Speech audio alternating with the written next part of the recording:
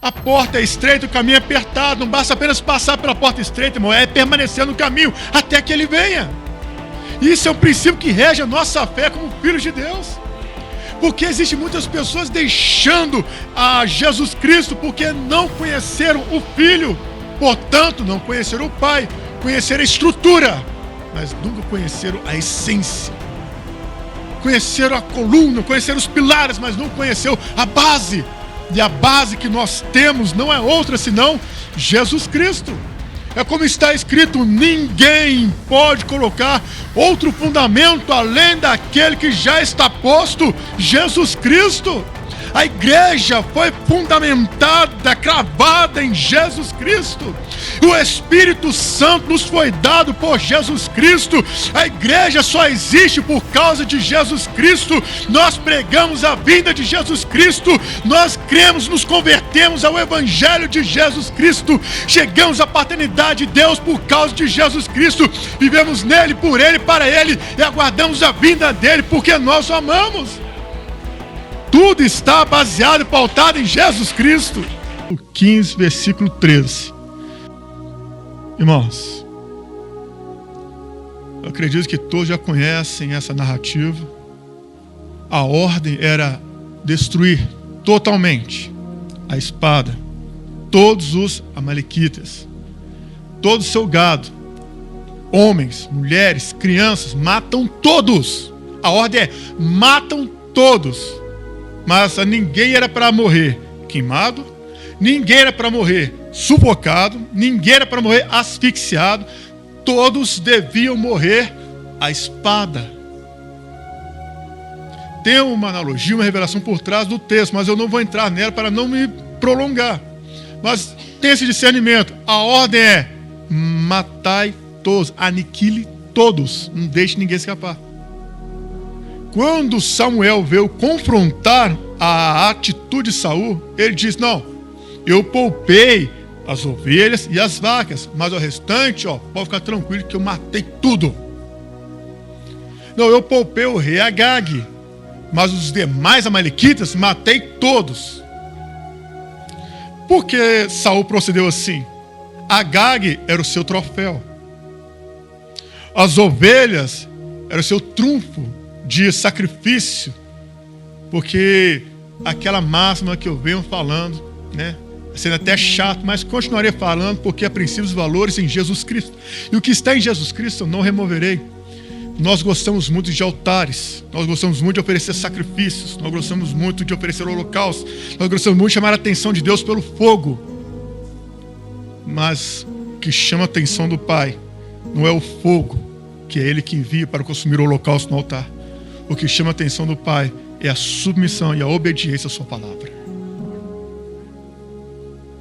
Tanto que quando Samuel chegou até Saul, disse para ele: imagina, o profeta olhando nos olhos de Saul.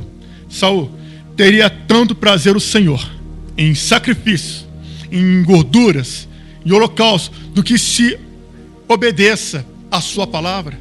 Eis, Saul, que obedecer é melhor do que sacrificar. O Senhor deu a palavra dele.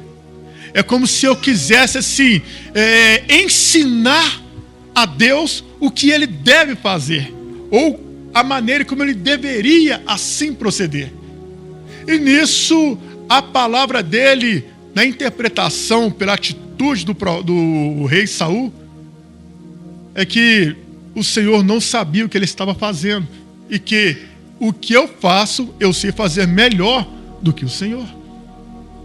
Porque ele foi além, ele se rebelou contra a sabedoria, contra a palavra. O princípio que nós estamos empregando aqui é a obediência. É o que o Senhor vai ministrar ao nosso espírito essa noite.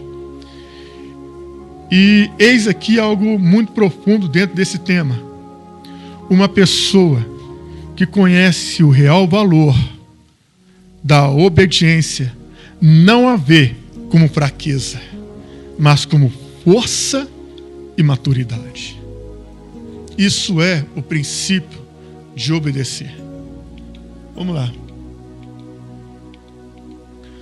Obedecer a regras e ordens, seja de autoridades ou de princípios, contribui para a ordem social, a segurança e o desenvolvimento pessoal. A obediência reside na capacidade de fortalecer o caráter, promover a paz interior, além de gerar benefícios espirituais e materiais. A obediência a normas e princípios, mesmo quando desafiadora, fortalece a disciplina, a resiliência e a capacidade de seguir em frente. A obediência a regras contribui para a ordem social, está repetindo, a segurança e a paz ao garantir que as pessoas se comportem de acordo com as normas estabelecidas.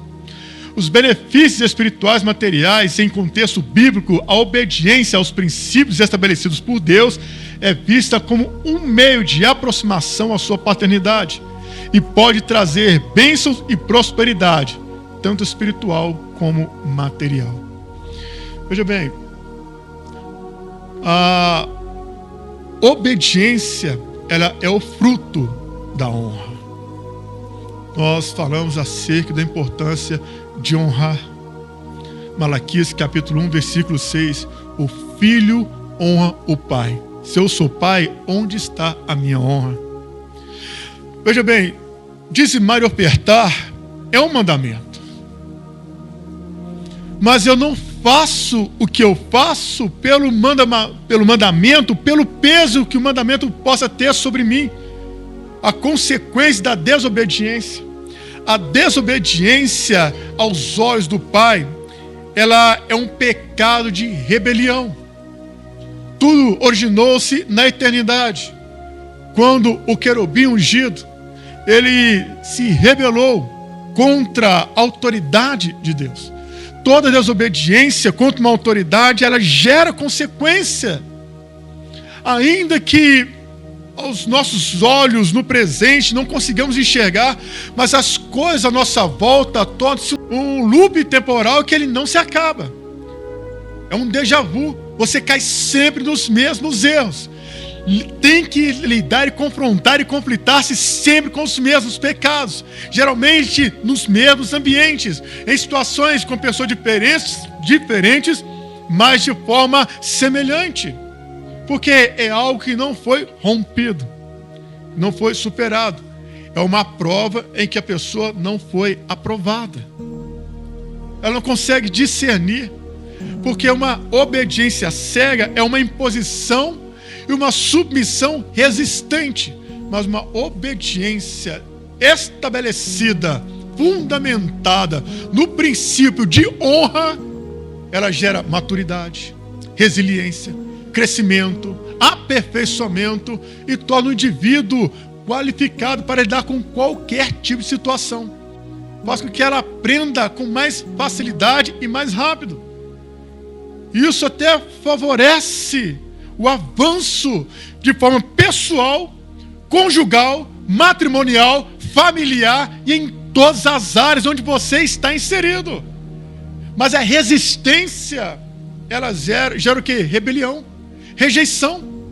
E quanto a essas coisas, a quem nos assemelhamos? Com certeza não é a paternidade de Deus, e a paternidade do diabo.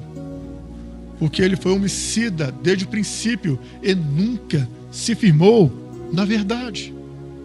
Então, quando você compreende que o valor dos relacionamentos parte do princípio da honra, você não tem dificuldade de se sujeitar, e se submeter, e obedecer. É um princípio que o próprio Jesus Cristo nos deixou. E é a base que ele passou adiante, e que nós vamos ver também dentro dessa lição. Então, obedecer de forma cega, como Saul, nos faz acreditar que Deus se agrada de sacrifício. A porta é estreita, o caminho é apertado, não basta apenas passar pela porta estreita, irmão, é permanecer no caminho até que ele venha. Isso é um princípio que rege a nossa fé como filhos de Deus. Porque existem muitas pessoas deixando a Jesus Cristo porque não conheceram o Filho. Portanto, não conheceram o Pai, conheceram a estrutura, mas nunca conheceram a essência. Conheceram a coluna, conheceram os pilares, mas não conheceram a base. E a base que nós temos não é outra senão Jesus Cristo. É como está escrito: ninguém pode colocar outro fundamento além daquele que já está posto, Jesus Cristo. A igreja foi fundamentada, cravada em Jesus Cristo. O Espírito Santo nos foi dado por Jesus Cristo. A igreja só existe por causa de Jesus Cristo. Nós pregamos a vinda de Jesus Cristo. Nós cremos, nos convertemos ao Evangelho de Jesus Cristo. Chegamos à paternidade de Deus por causa de Jesus Cristo. Vivemos nele, por ele, para ele, e aguardamos a vinda dele porque nós o amamos. Tudo está baseado e pautado em Jesus Cristo. A importância da obediência segundo as Escrituras. Primeira Epístola de João, capítulo 2, verso 4 e 5. Se alguém diz, eu o conheço, mas não obedece os seus mandamentos, é mentiroso, e a verdade não está nele. Mas quem obedece a palavra de Deus, mostra que o amor que vem dele está se aperfeiçoando em sua vida. Desse modo, sabemos que estamos nele. Note essa palavra. Está o quê? Aperfeiçoando. Então, a perfeição será consumada somente na glorificação do corpo, onde o processo da santificação cooperou para a nossa glorificação. No arrebatamento, no abrir e fechar de olhos, na vinda do Senhor Jesus. Enquanto estamos nesse corpo, é necessário permanecermos batalhando pela nossa fé. E a nossa batalha, ela está centralizada em defender aquilo que nós recebemos por Jesus Cristo, a nossa herança. Veja bem, Jesus, ele perdoa pecados. Não há pecados, com exceção da blasfêmia do Espírito Santo, que não possa ser perdoado. Todo pecado é perdoado, seja ele de forma consciente ou inconsciente. A bondade de Deus faz com que ele perdoe. Porque de forma consciente ou inconsciente, tanto um quanto o outro não pode jamais, de forma alguma, anular o sacrifício vertido na cruz. Mas se eu não levar isso em consideração da maneira segundo a Escritura, eu estou tentando o Filho de Deus. Hebreus capítulo 10, versículo 26. Porque se voluntariamente permanecermos no pecado, após recebermos o conhecimento da verdade, já não resta mais sacrifício pelos pecados. Logo, eu não estou levando em consideração a obra redentora que foi realizada para que eu seja salvo do poder do pecado. Então, enquanto houver poder no nome de Jesus, no sangue de Jesus, e eu cair, eu falhar, eu posso invocá-lo e ele me perdoará. Agora, quanto à herança, o homem pode perder, porque ele não está levando em consideração a obra redentora de Jesus Cristo. E por que não leva em consideração a obra redentora de Jesus Cristo? Meus irmãos, é necessário nós nos sujeitarmos, obedecermos ao Evangelho de Jesus Cristo, a palavra de Deus. A palavra é poder. A submissão, a obediência ao Evangelho é que nos dá norte.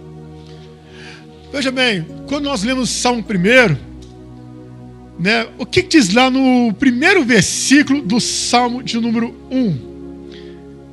Bem-aventurado o homem que não anda segundo o conselho dos ímpios, não se detém no caminho dos pecadores, nem se assenta à roda dos escarnecedores. Primeira bem-aventurança é não andar com quem não tem a mesma visão de reino. Pronto! Não tem mais conversa. Eu não vou ter comunhão com quem é profano. Eu vou me profanar também. É mais conveniente eu seguir pelo caminho das trevas do que alguém que está em trevas seguir comigo no caminho da luz. Por quê? Ela já está entenebrecida. Ela não quer que as suas obras mortas sejam expostas. O que é o meu prazer, então? Olha o versículo 2. Antes tem o seu prazer na lei do Senhor, e na sua lei medita de dia e de noite. Quando eu tenho prazer na lei do meu Pai, quando eu tenho prazer no ensinamento do meu Pai, quando eu tenho prazer nas diretrizes, nas normas, nas regras do meu Pai, eu me deleito nelas e dou credibilidade a toda a base de ensino que o meu Pai me dá, eu começo a exercer isso pela honra, porque eu sei que é o mandamento para a vida. O que acontece? Em tudo que eu fizer, versículo 3, pois será como uma árvore plantada junto a ribeiros de águas, a qual nos dá o seu fruto no seu tempo, e as suas folhas nunca cairão, e tudo quanto fizer, que acontecerá? Prosperará. Mas eu tenho que obedecer a palavra. Se eu não obedecer a palavra, eu vou estar sujeitando a uma instituição. De repente é mais fácil eu praticar aquilo que eu escutei do que praticar aquilo que eu recebi. O que o apóstolo Paulo diz em 1 Coríntios capítulo 11? Recebi do Senhor o que também os ensinei. O que eu ensino é o que eu recebo. Não é o que eu penso, eu ouvi falar, fiquei sabendo, me disseram. Não, é o que eu testifico. O que os bereanos fizeram quando Paulo chegou pregando o evangelho para eles? Vão consultar nas escrituras, saber se essas coisas são de fato assim, como ele está dizendo. E após testificarem junto às escrituras, opa, Jesus é o Cristo. Jesus é o Cristo. Então, ele é o caminho. Vamos segui-lo. Para nós, é mais conveniente, é mais coerente, embora para outros não seja, porque nós estamos falando das Escrituras, e a Bíblia diz, Naum, capítulo 1, versículo 3, ao culpado, o Senhor não toma por inocente. E é necessário discernirmos esses princípios. Veja o que João está dizendo. Se alguém diz, eu conheço, mas não obedece os seus mandamentos, é mentiroso. Mandamentos, estatutos, juízos, ordenanças, preceitos, é a base do evangelho, assim como era a base da lei. Tudo se converge, né, na verdade, nele, irmãos, em Jesus Cristo. Interessante que no Antigo Testamento, em tudo o Pai estava falando do Filho. Cada personagem, cada nome, cada referência, cada cenário, tudo ele apontava para o Filho. E no Novo Testamento, o Filho em tudo aponta para o Pai. Há uma reciprocidade. O Filho ama o Pai, o Pai ama o Filho. Olha que a obediência à verdade, aos ensinamentos, à base, o quanto que o Pai ele é exaltado nisso, irmãos. Nós temos uma base, uma referência de vida, e essa nossa referência é as Escrituras. As pessoas estão dando cabeçada na parede, murro em ponto de faca, estão andando errantes, sem saber o que fazer, porque não tem destino. Para quem não tem destino, qualquer caminho serve. Para quem não sabe para onde ir, qualquer seta é direcionamento. E o maligno, ele sabe disso, que quando o filho não tem a base de um relacionamento com o pai, ele não sabe o que fazer, porque ele não tem referência, ele não tem palavra, ele não tem norte, ele não tem escritura. Interessante que quanto mais você se volta para as escrituras, se volta para o evangelho, você é aperfeiçoado. Desse modo, sabemos que estamos nele. Sabemos que estamos nele, não é porque atingimos status de perfeição, não. É porque somos aperfeiçoados.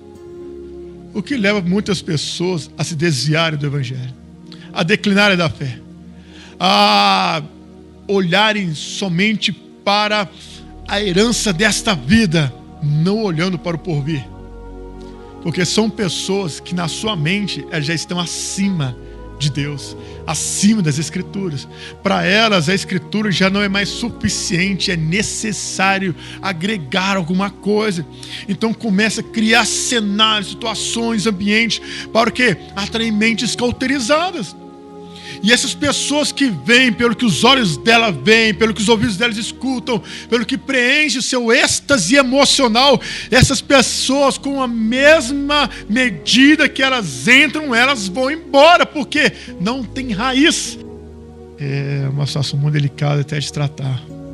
E veja bem, na Escritura, o que mais inflama o ego de uma pessoa, isso eu falo com base em pesquisa: títulos, cargos, posse e valores. É mais difícil. Quem tem muito recurso não quer abrir mão do recurso que tem. Quem alcançou um status ou um cargo não quer descer de lá. É mais desafiador. Bom, no princípio, veja bem, por que o Pai Nosso exaltou Jesus soberanamente? Primeiro, que Ele é Deus. Ele não era, Ele é. Ele é desde antes de todas as coisas. Segundo, tudo que existe foi feito por Ele. E sem Ele, nada que foi feito se fez. Então, dele, por Ele e para Ele. Ele estava desde a eternidade.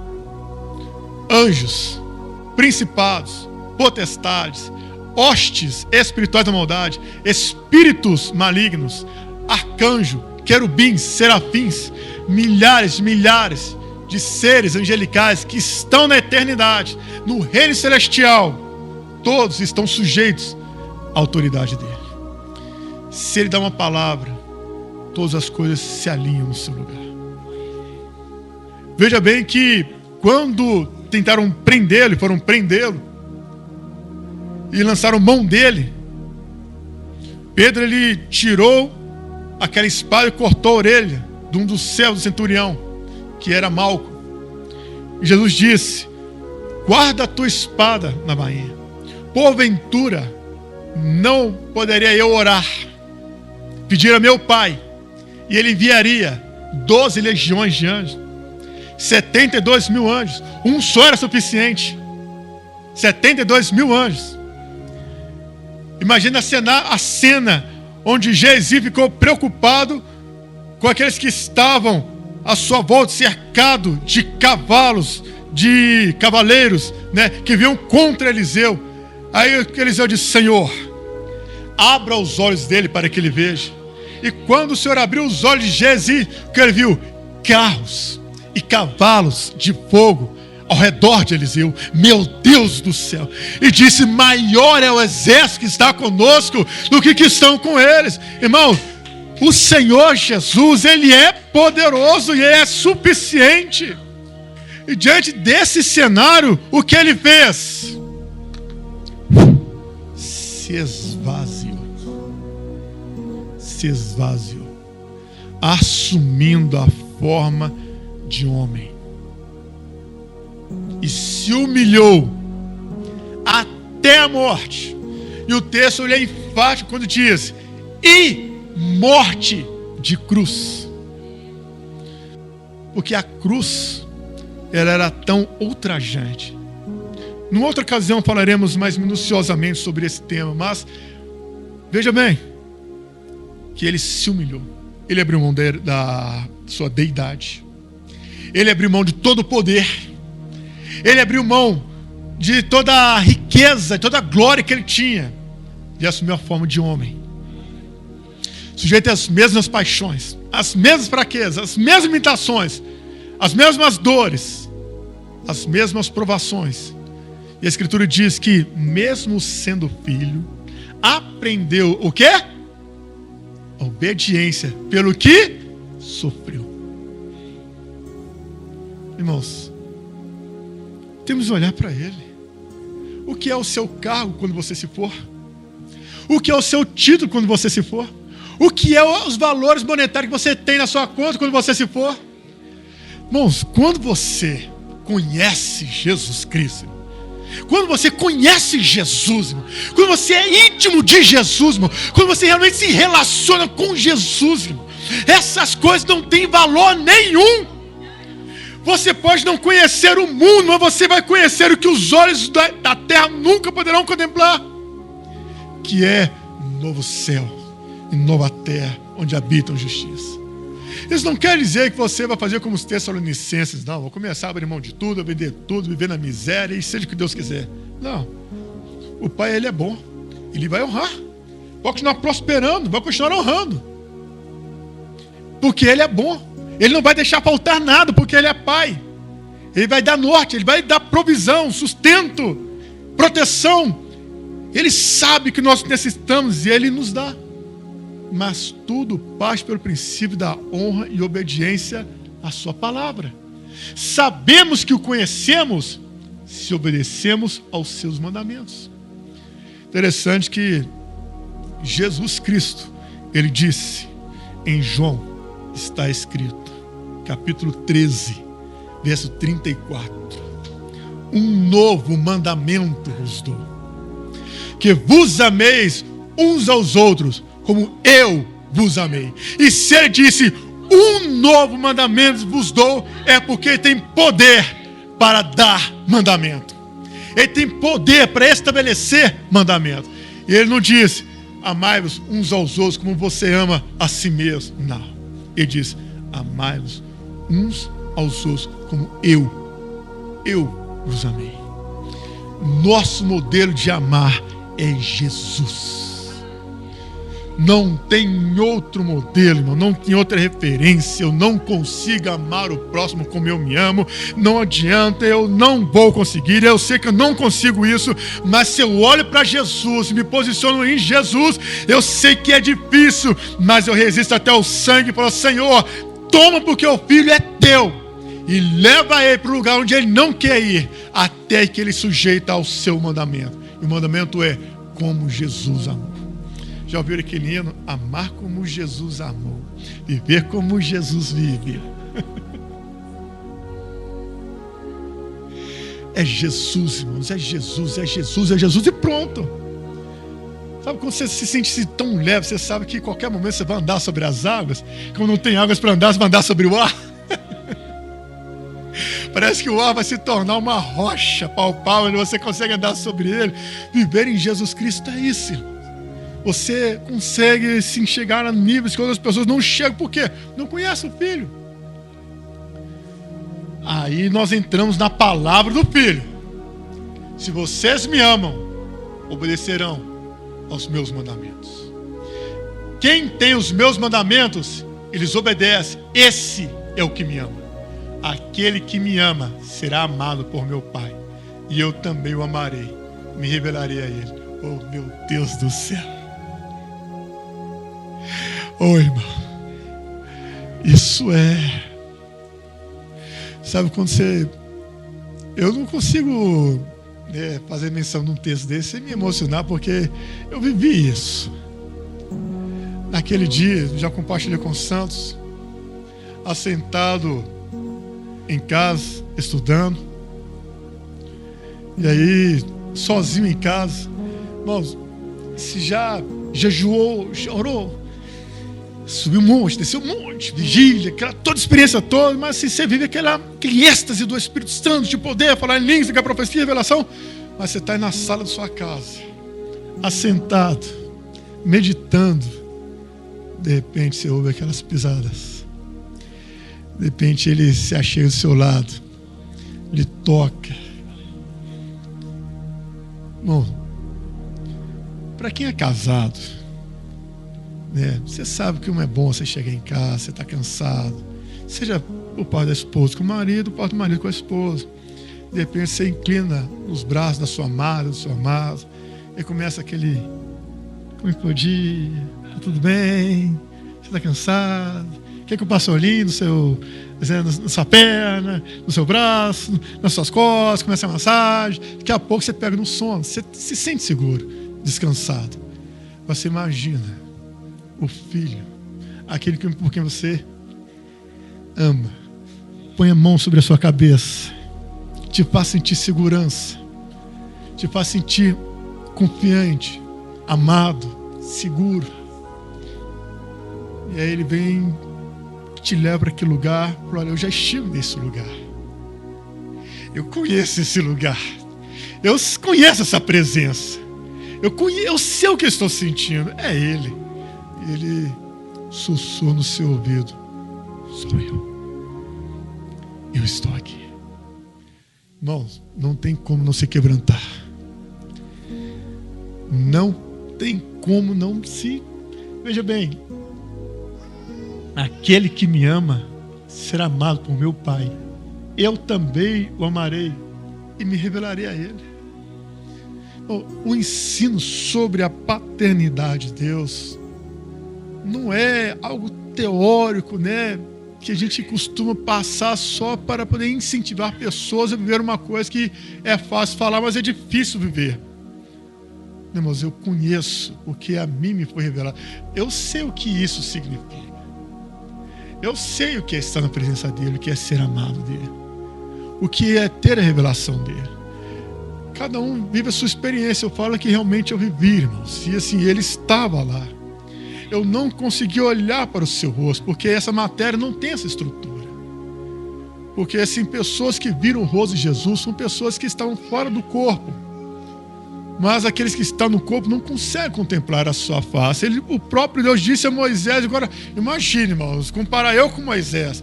O Senhor veio até Moisés e disse a Moisés: você não pode ver a minha glória, que ninguém pode ver a minha glória, ver o meu rosto e viverá. Moisés aí foi 40 dias no monte, irmãos. 6 dias para despir da sua humanidade, que foi 6 dias de jejum, onde o corpo foi totalmente debilitado.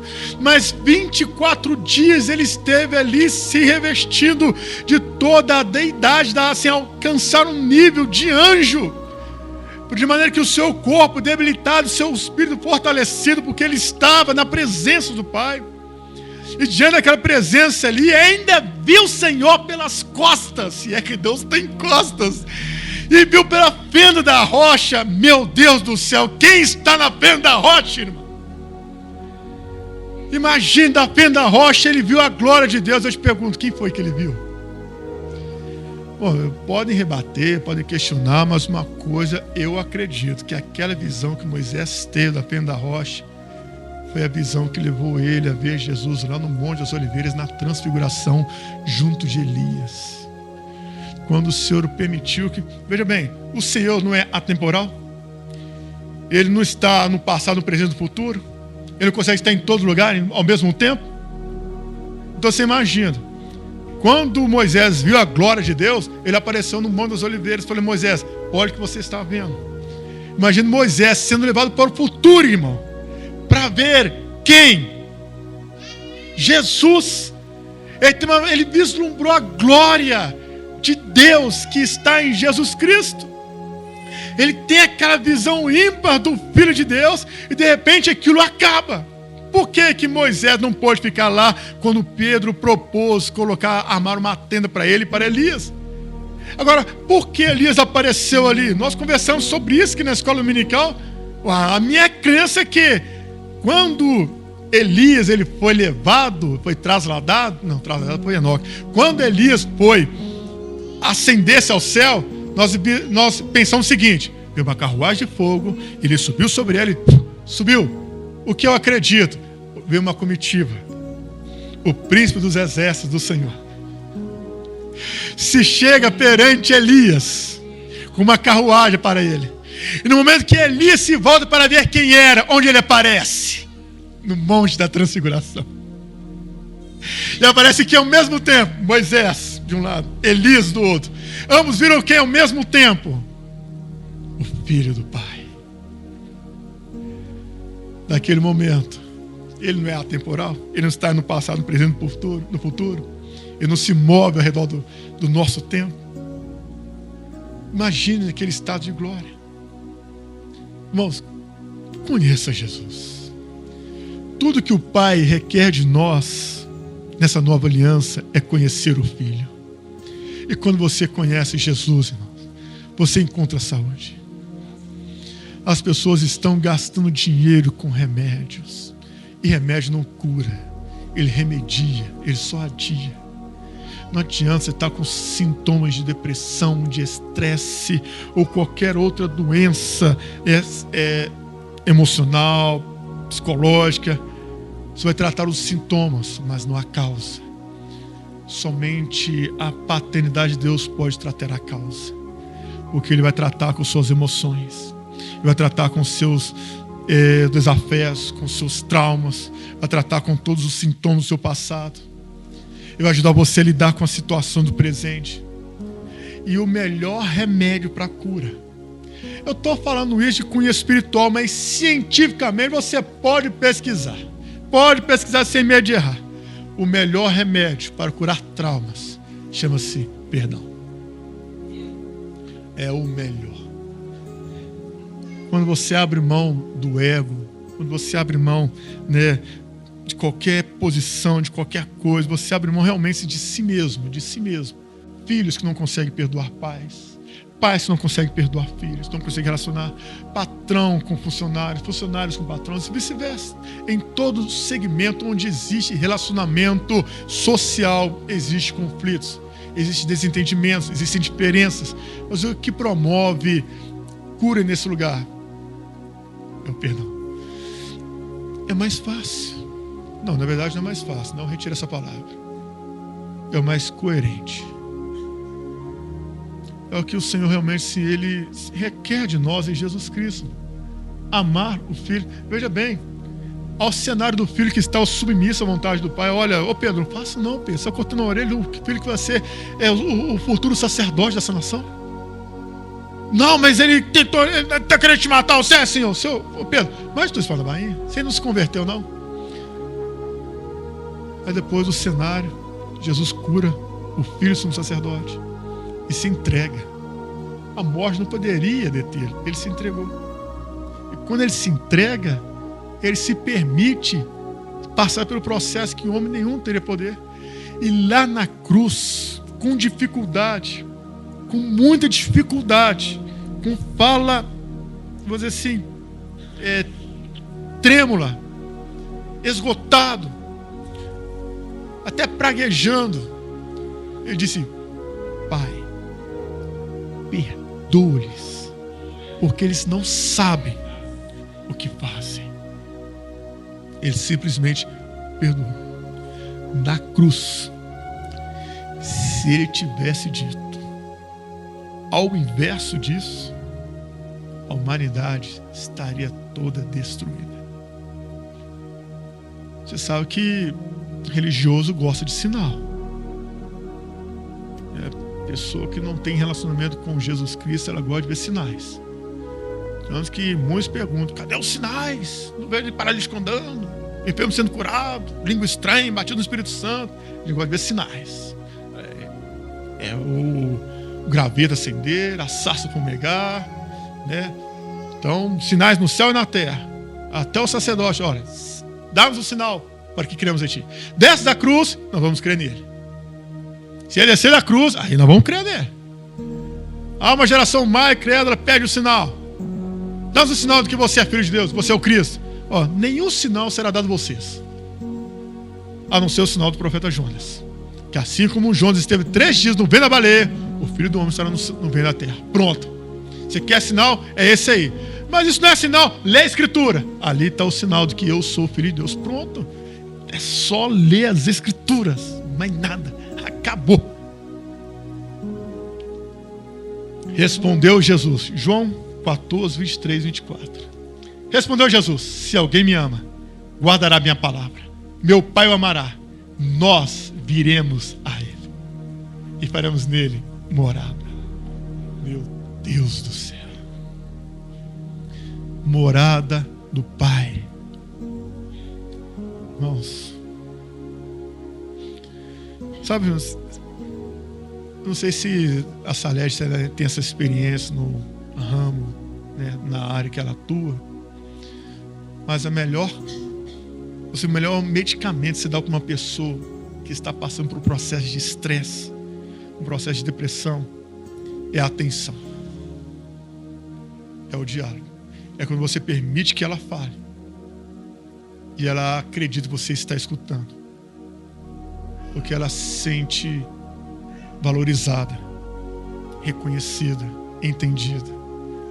Às vezes você não fala nada e ela fala tudo, mas ela sente importante que alguém está ouvindo. Não é muita coisa, não. É simplesmente sentar do lado e dizer: fala que eu te escuto. Eu só abro. E quando você simplesmente olha para ela e diz: eu te entendo. Eu sei que isso não é frescura, é dor. Nós vamos passar por isso juntos. Você não precisa de muita coisa, é só incentivá-la a reagir. Olha, vá em frente, se supere, persista. Se ficar difícil no percurso, volte até mim.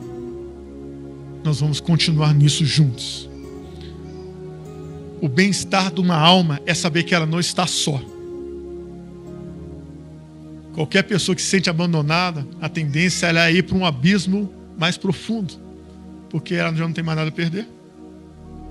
Mas para quem se sente seguro, sente confiança, olha, irmãos, pensa uma pessoa que tem alegria quando chega em casa. Eu não vou para minha casa, eu vou para o meu lar, um lugar onde eu sou bem-vindo, bem recebido. Eu tenho descanso, provisão, proteção, eu tenho afeto, eu tenho o que eu posso dizer de oásis no meu lar. Não é o céu na terra, mas é a presença de Deus dentro do meu lar. Eu não falo de forma demagógica, eu falo porque eu vivo isso, eu exalo isso, meu relacionamento é isso. E quem está à minha volta testifica isso.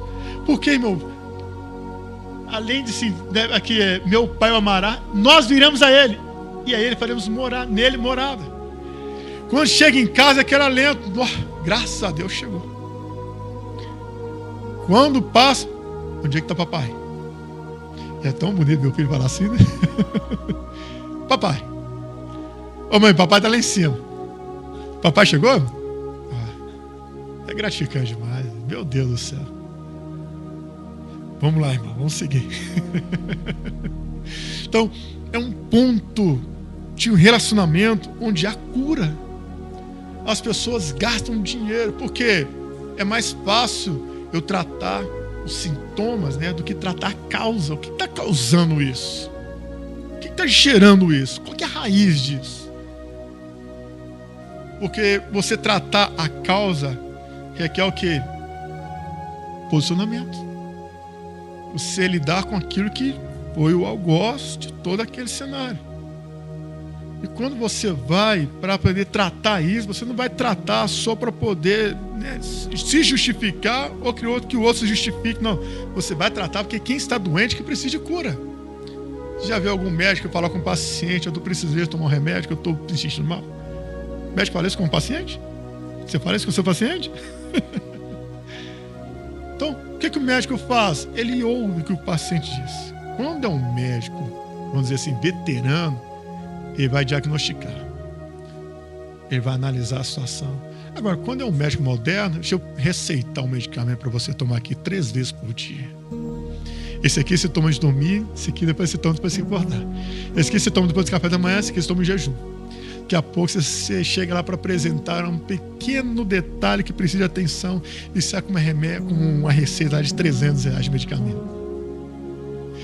Daqui a pouco você está gastando lá o seu salário todo só para remediar um problema que pode ser curado com uma simples decisão.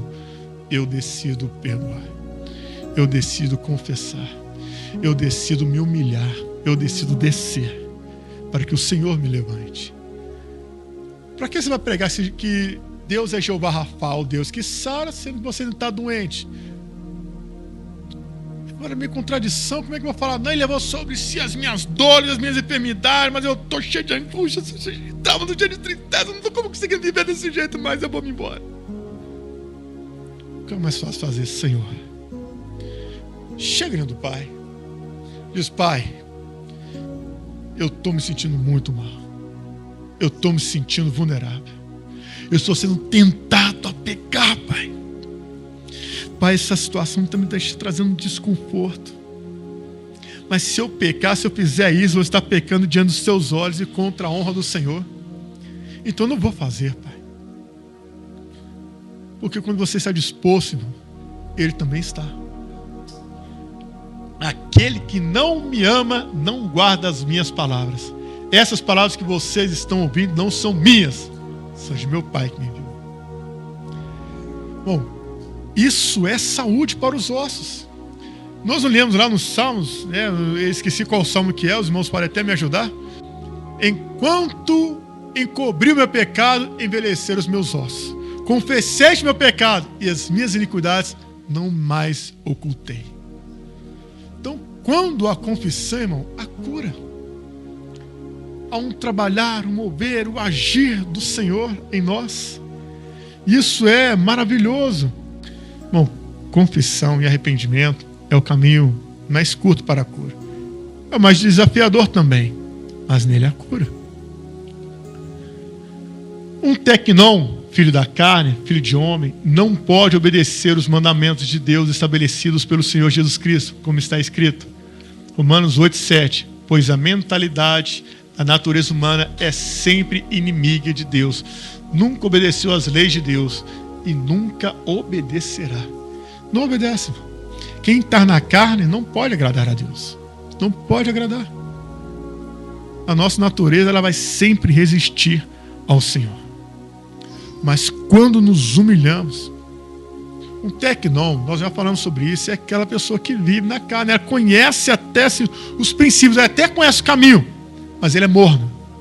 Ela prefere viver na carne. Quem vive na carne não consegue agradar o Pai. Um tecnon, ainda que tenha esse título de filho, ele na essência, na adoção, ele é bastardo. Porque um tecnon não obedece, não se sujeita. Um tecnon é rebelde. Um tecnon é desobediente. Um tecnon não tem um espírito de submissão, de obediência, um coração ensinável. Um tecnon ele é resistente. A ação dele, as atitudes dele, é como um pecado de feitiçaria. Porque ele não está sujeito à lei de Deus, segundo a carne, não pode e nunca poderá. Existem vários outros textos nas Escrituras que tratam deste assunto em níveis semelhantes aos que foram citados nessa lição. Porém, nenhum deles terá relevância se não partir de cada um de nós o interesse em se submeter a eles com um coração ensinável, quebrantado e rendido à paternidade que nos foi dada por Jesus Cristo. Se não houver essa submissão, esse coração ensinável, tudo isso aqui, irmão, é em vão. Não tem valor nenhum para a eternidade. É o Pai tratando conosco como filhos. Entenda isso. Você recebeu direito a uma herança. Nós recebemos a adoção de filhos. Ele diz: filho meu, guarda o meu mandamento.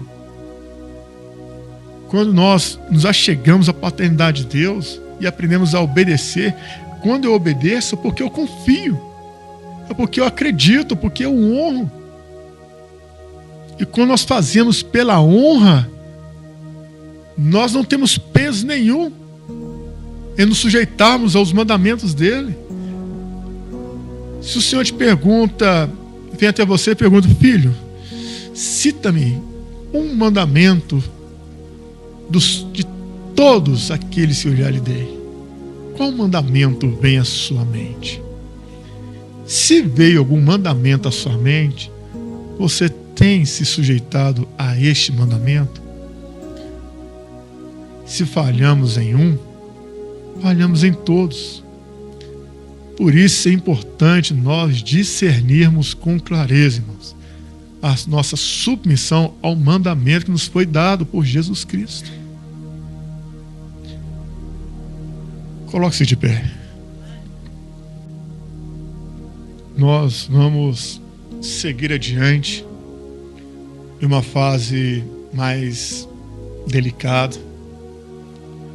Nós aprendemos a importância de, como filhos, amadurecer com responsabilidade.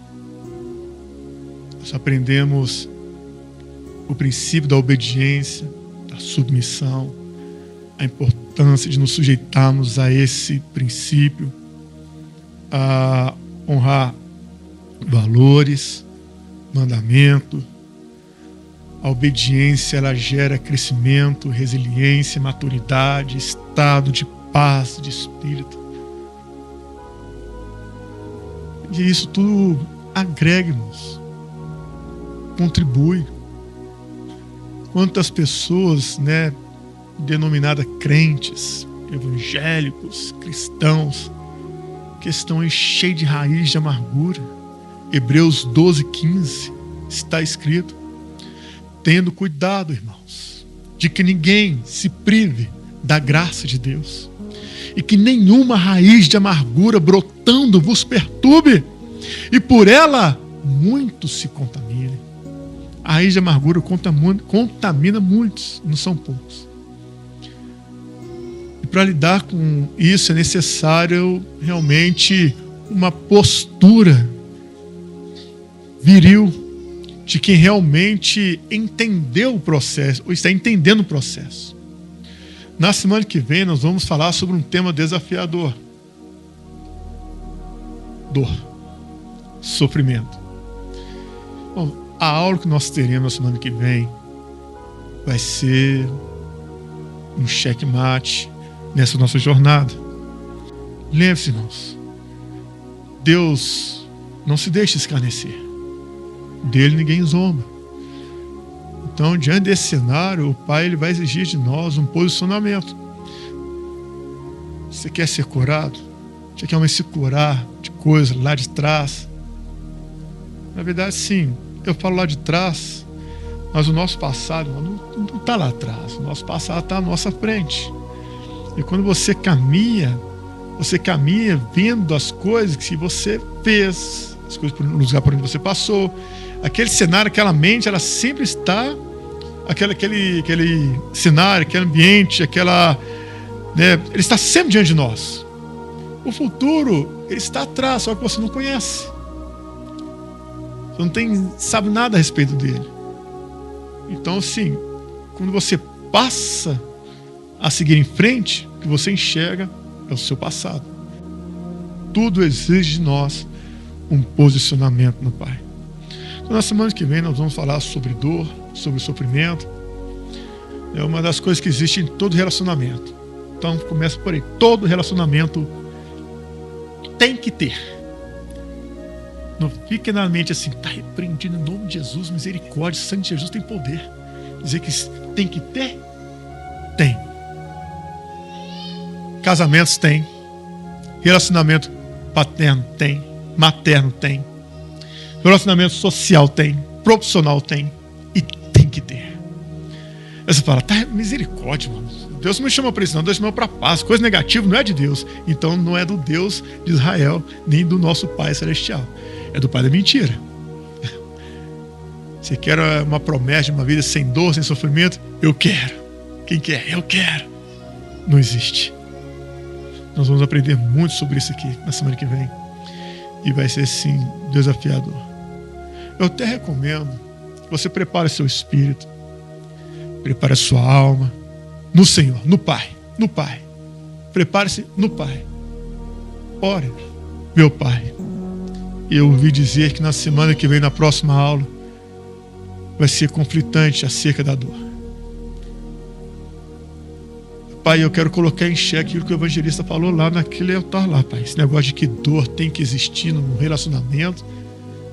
Me mostra isso, porque senão eu vou repreender. Mas tem que existir. E aí você pega o exemplo de quem? Que exemplo que eu vou dar aqui de quem viveu debaixo de dor? Eu não tenho outro exemplo a dar, irmão. Meu exemplo é só ele. Então, irmão, nós vamos apresentar aqui na semana que vem esse cenário.